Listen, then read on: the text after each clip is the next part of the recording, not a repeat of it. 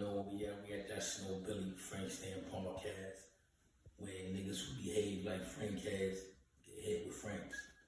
No matter who the fuck you is, we will get hit with a motherfucking Frank. One nigga Gilly, come on, Gilly, let's go, man. And I'm about to go live, man, with Gilly TV, man. It's an exclusive viral situation with no other than the internet warlord, aka Snow Billy. For you Frank head hating ass niggas, y'all niggas know what I could get. The whole Frank.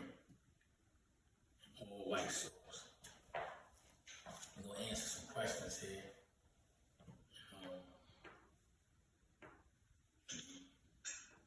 What's up, man? What's happening with you, man?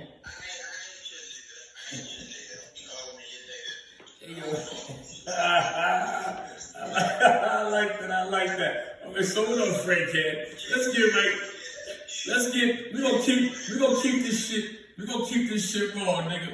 Come on, Frank head, let's get with it, nigga. Let's get with it.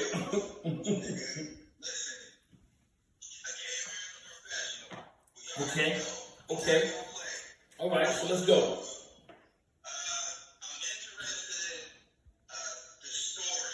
I'm seeing a lot of things that seem to be authentic about you. I'm just keeping it Right. Alright. I want to hear from start to finish, man. How did you end up in this whole Treyway situation? I interject wherever I feel like it. I got my people rapping the stream too.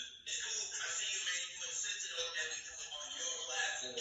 Yo, it could have been on your platform, my platform. It don't matter. We could do another one on your platform. You know I'm with it, man. Alright, tell me about give me your account of meeting 6ix9ine. All right, well, when I met 6ix9ine, the little homies had run him to the dog pen. And a gang of the homies that was there wasn't really feeling him. So I wasn't really willing to leave him there unattended. But being that Shotty is like one of the main enforcers for the set, and he was homeless at the time, he was staying at the dog pound with all the other homies. So that's how Shotty and 6ix9ine became so close, because me and Hov don't stay at the dog pound. Shotty do. And homies ain't want him there. You dig what I'm saying? So that's why Shotty played a major part, because Shotty was living there, and he became so close to Shotty. And that's how the whole Shotty became his manager, which Shotty was never his manager. Shotty was holding him down. His real manager is Chris. That's my man. But they scared Chris away once I was on Rikers Island. Why does Chris have a reputation for being a police? Nah, Chris ain't no cop, man. Chris is a good kid, come from a good family, and he ain't with no trouble, man.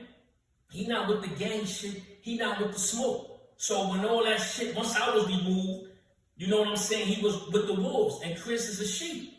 So what you think a sheep gonna do if he in a den with a bunch of wolves? He's getting the fuck up out of there.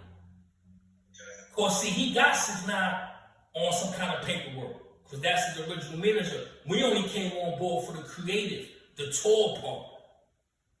You understand? He was already signed to 10K.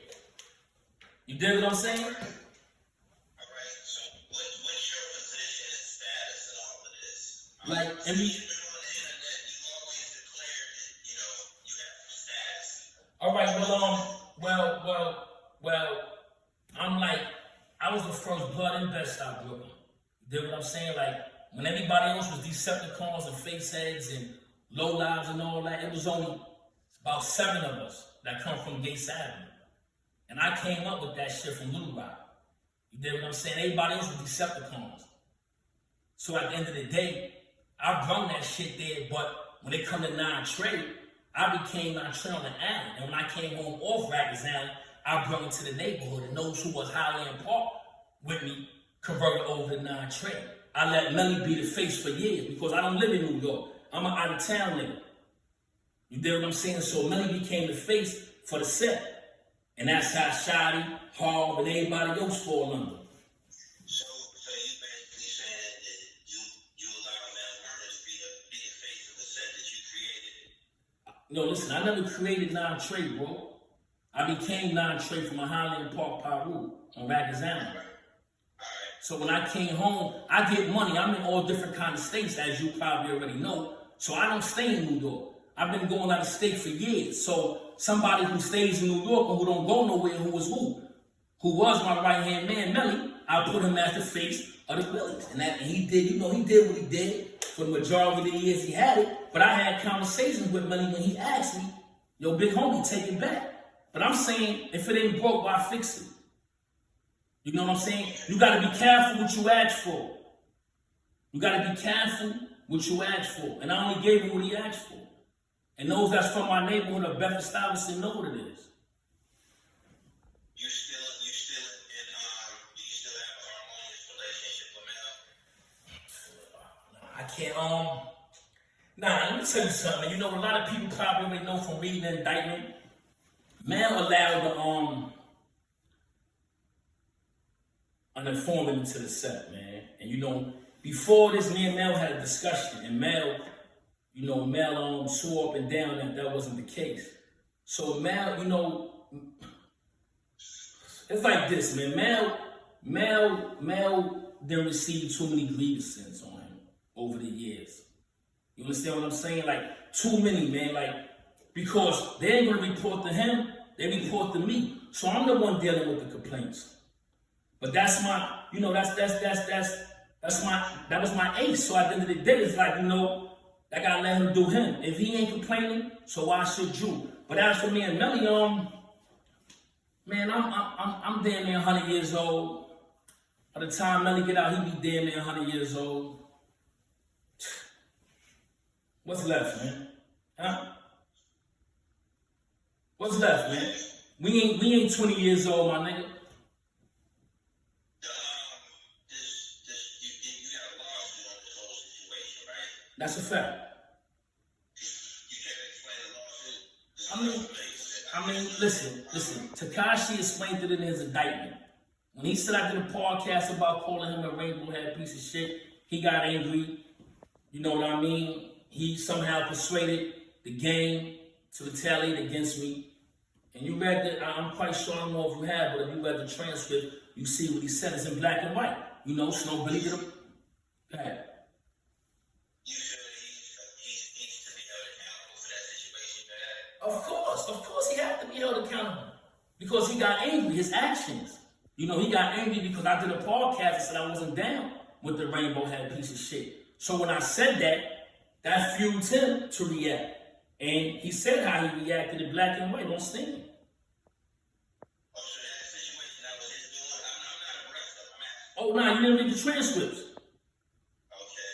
Okay. Yeah. You heard it? Yeah.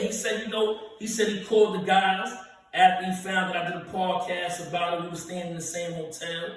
And niggas came with guns. A month later, I ended up shot in the head.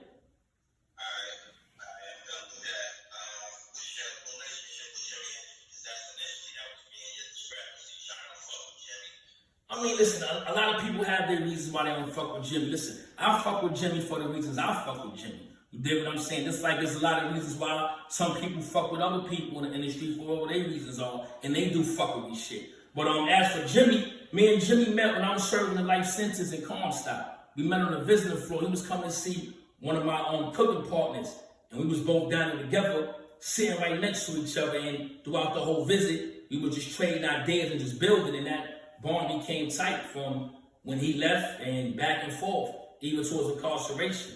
When that situation happened, I think I was in a halfway house. But when I seen it on the news, I said, yo, my man going to jail for life, man. I said, he's done. Before anything happened, I said, it's over for him.